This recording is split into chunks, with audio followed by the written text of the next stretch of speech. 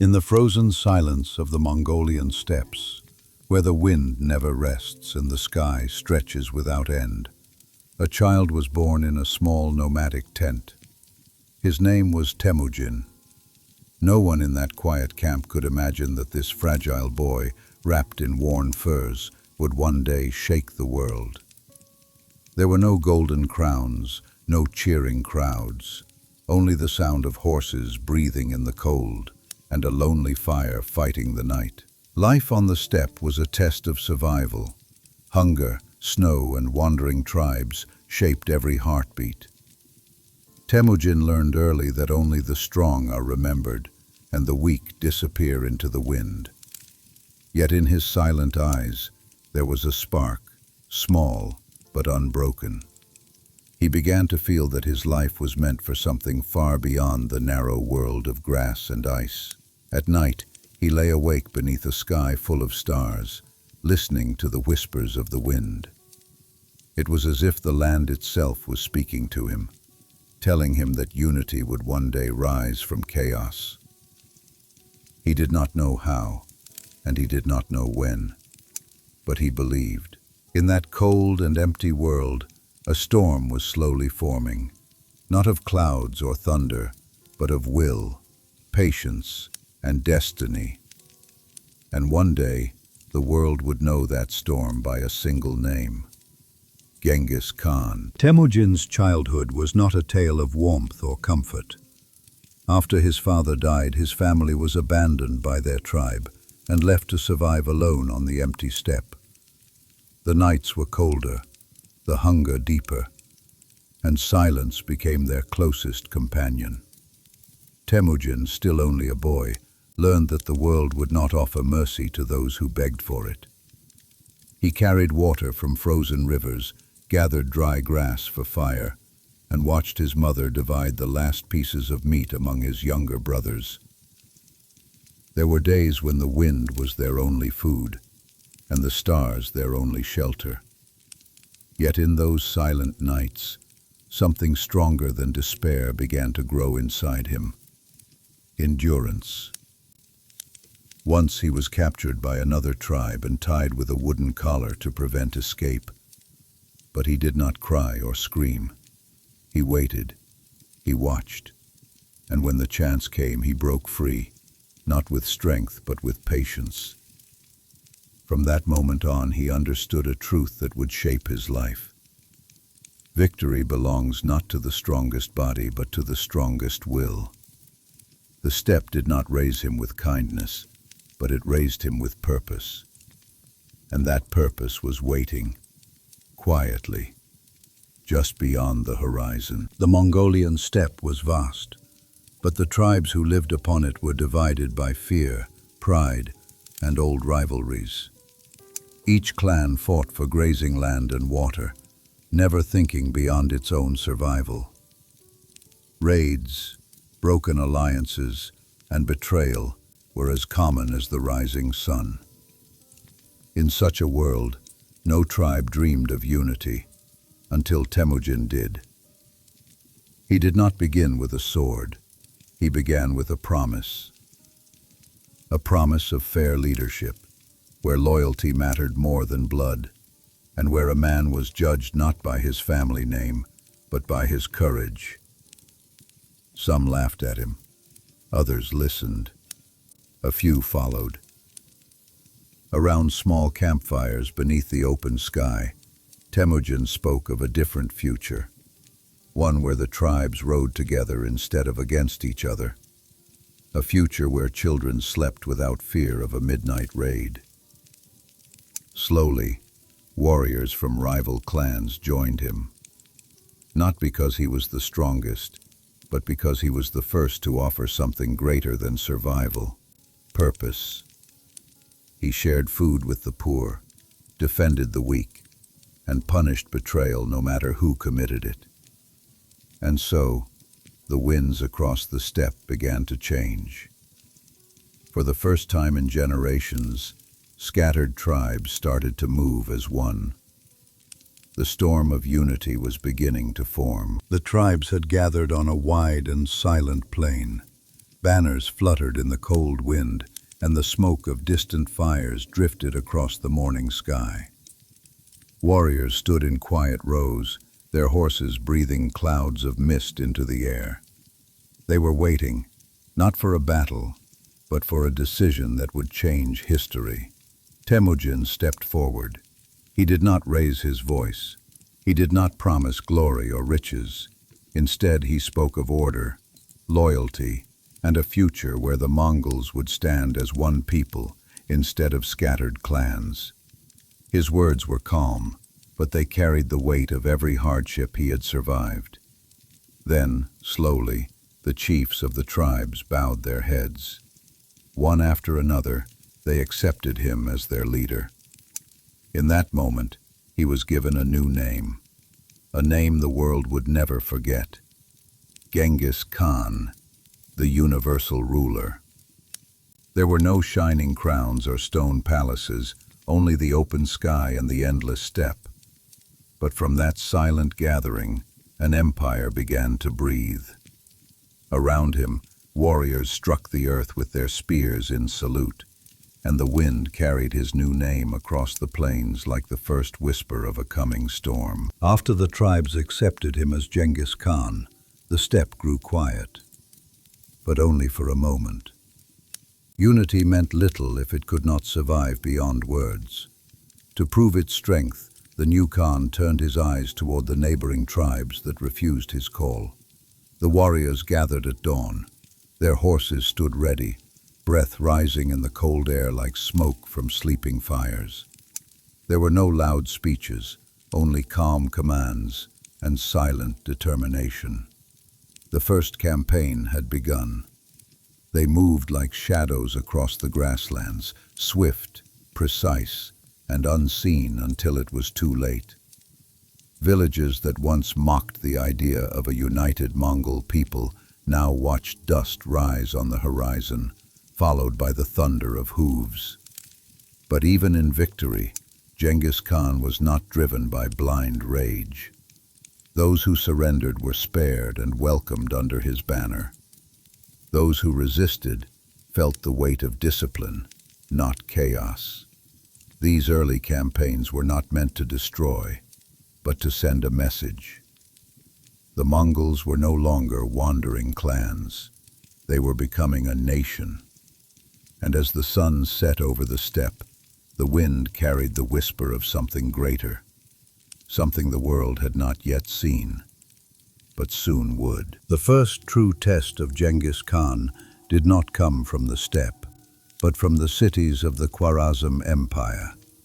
An empire of stone walls, markets filled with silk and spices, and rulers who believed the nomads were nothing more than dust in the wind. At first, Genghis Khan did not come with war.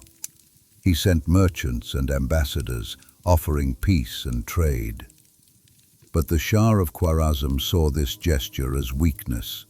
The envoys were killed, their gifts seized, their heads sent back with silence.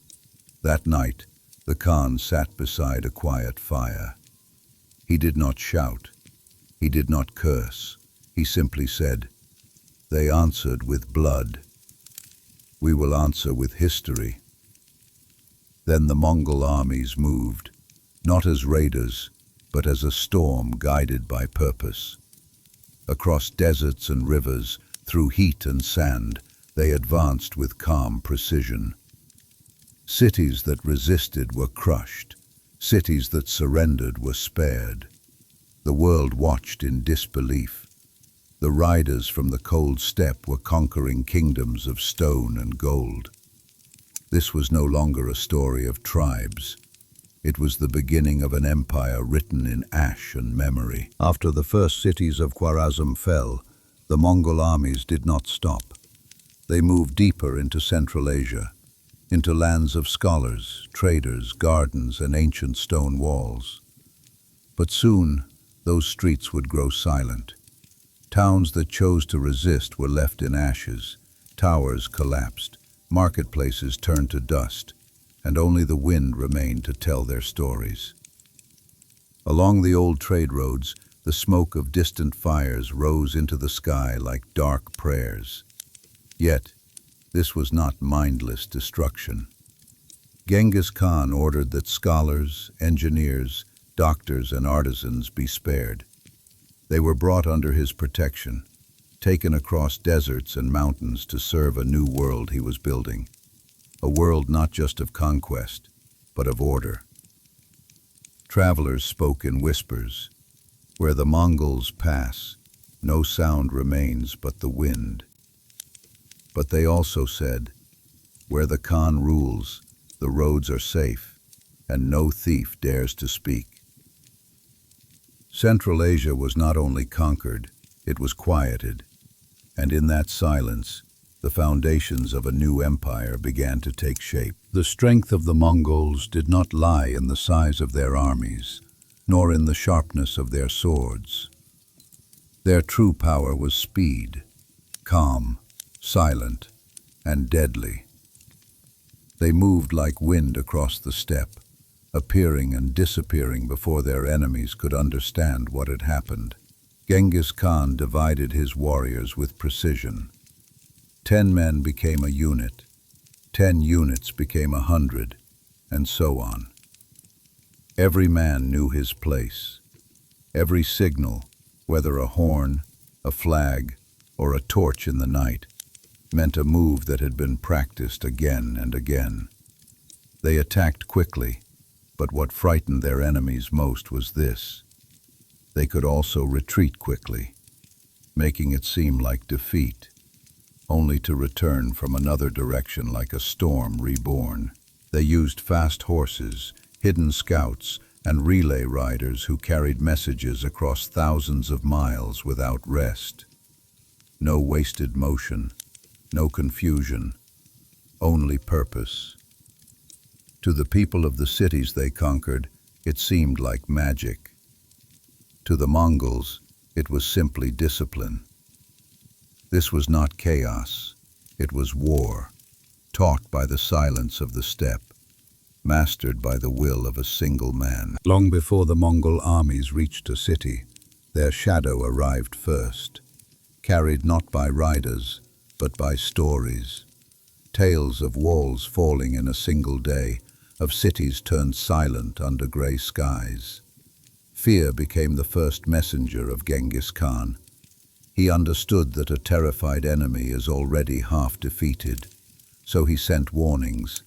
Submit, and you will live. Resist, and your city will become a memory. Some rulers ignored the message. Others fled before the dust of hooves appeared on the horizon. Villages whispered around their fires. Merchants spoke in trembling voices across distant markets. The Mongols are coming. And sometimes that alone was enough for gates to open without a single arrow loosed. This was not cruelty without purpose. To Genghis Khan, fear was a tool, quicker than the sword, cheaper than the siege, and powerful enough to break an army before it ever formed. So the world learned a quiet truth. The Mongols did not always conquer with steel. Sometimes they conquered with silence. To the east lay a world unlike the open steppe, wide walls, crowded markets, and ancient empires that believed themselves unshakable. This was China, ruled in the north by the mighty Jin dynasty. Genghis Khan did not approach them with arrows first, but with words. He offered trade, peace, and respect.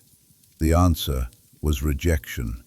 So the Khan sent a different message, written not on paper, but across the sky in smoke and fire. The Mongol armies crossed frozen rivers and deserts of dust to reach the borders of Jin. Their siege machines, built by captured engineers, threw stones against walls once thought eternal. Cities that had stood for centuries cracked under the weight of silence and discipline. Some surrendered and were spared.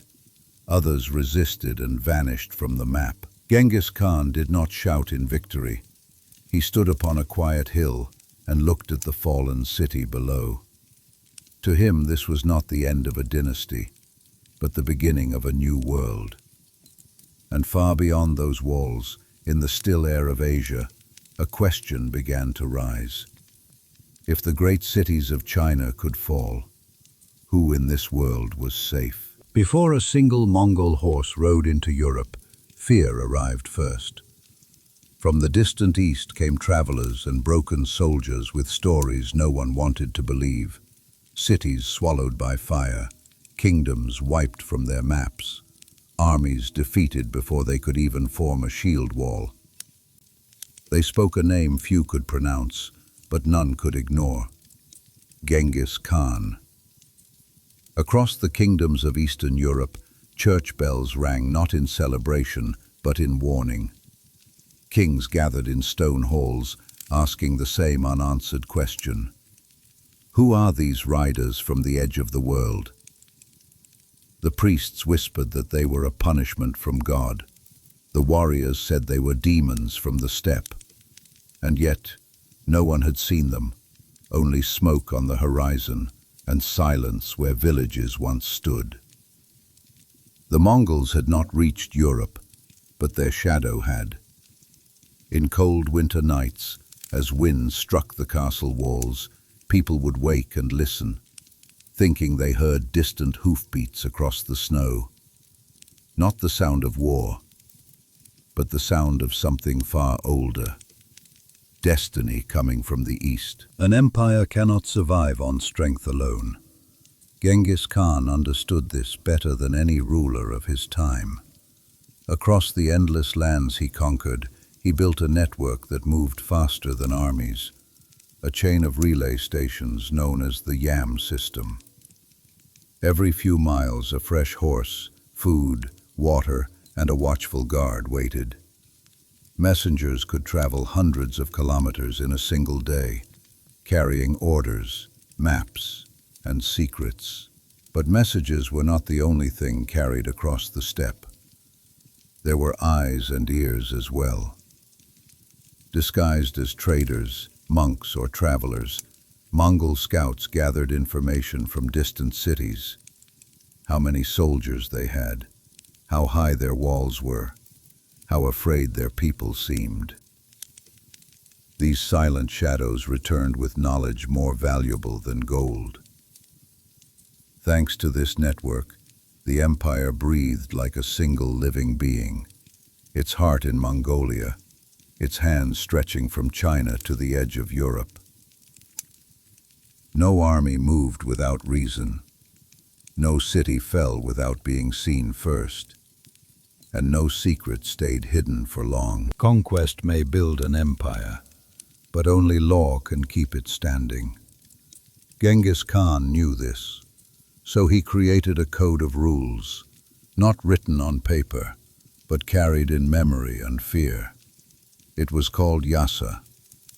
Yasa did not care about blood, wealth, or tribe. It demanded loyalty to the leader, protection of the weak, respect for promises, and harsh punishment for betrayal, theft, or deceit. Even the Khan's own sons were not above it. Under this law, the Mongols became more than wandering warriors. They became a disciplined nation. Soldiers who stole from civilians were executed. Generals who disobeyed orders lost their ranks.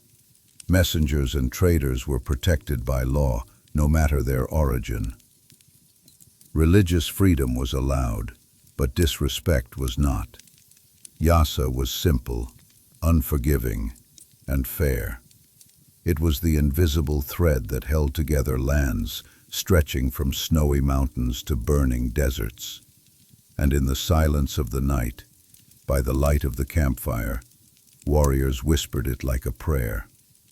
Not out of fear of death, but out of fear of disappointing their Khan. For years his name had thundered across mountains and deserts. But even a storm must one day become silent. In his final campaign to the west, Genghis Khan fell from his horse, or perhaps he grew ill. No one knows the truth. What is known is that the man who once commanded the wind began to breathe more slowly. Inside his tent, lit by a small fire, He called for his sons. His voice was softer now, but it still carried the weight of an empire. He told them, "The sword may win the world, but only wisdom can keep it." He asked for unity, for justice, and for loyalty to the laws he had built. There were no great monuments, no golden tomb, only silence, mountains, and the endless steppe. When he closed his eyes for the last time, the world did not roar. It simply held its breath. The man was gone.